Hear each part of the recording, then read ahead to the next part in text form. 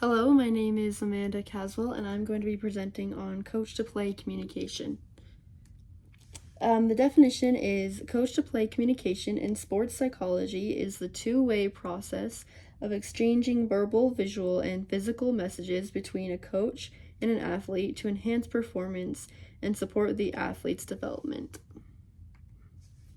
Why does it matter?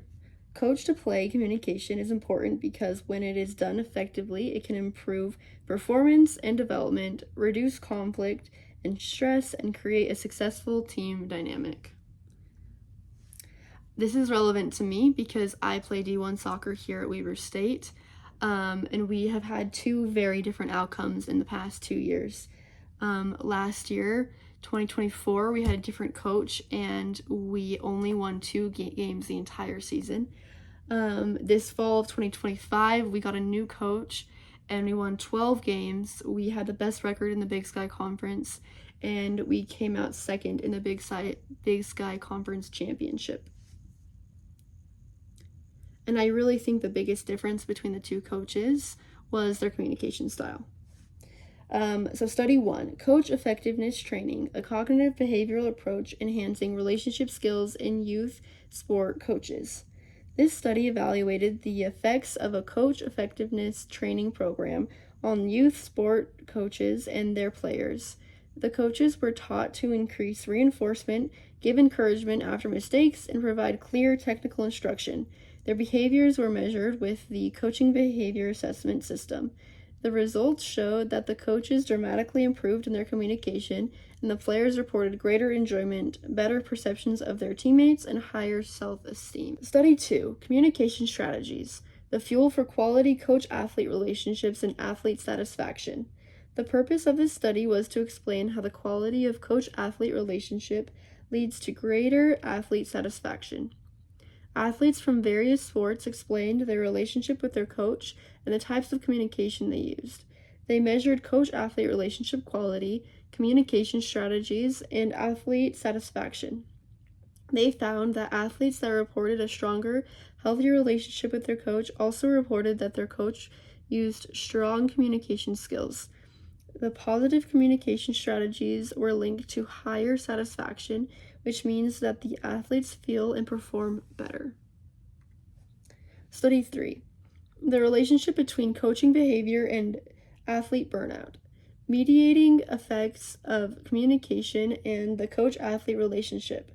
This study's purpose was to explain how different types of coaching behavior affect athlete burnout, and whether communication and coach-athlete relationship mediate that effect. This study measured autonomy, supportive coaching, controlling coaching communication, coach-athlete relationship, and athlete burnout through surveys. The results suggested that coaches that encourage autonomy, have strong listening skills, and foster two-way communication can reduce burnout and improve motivation, performance, and satisfaction. High-quality, positive coaching has a strong correlation on athlete success. So going back, I had 2 different coaches, one last year which did not give us very good results, and one this year that dramatically improved our results. They had very different communication styles. The older coach used a lot of negative communication skills.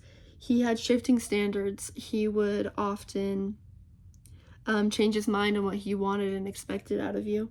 He had unclear strategy. I didn't know if we were pressing. I didn't know if we had a mid block or a low block.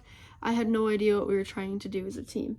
He used yelling and criticism. There was a lot of times during halftime where he would yell at us and use circular reasoning, and it just made me confused.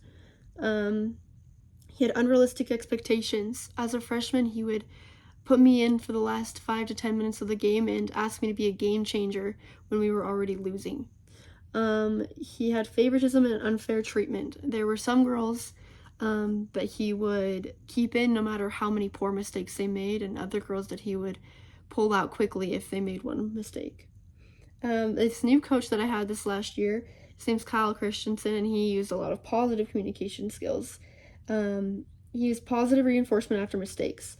Every time I made a mistake, he would be like, all right, let's do that. Let's get the next one, to help me move on and focus on what's next. He had strong belief in the individual and the team. He often told us how much he believed in us and how much he wanted us to succeed. He had clear expectations. I knew exactly what he's wanting from me.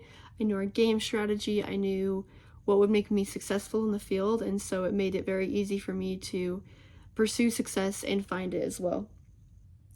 He had clear and consistent feedback.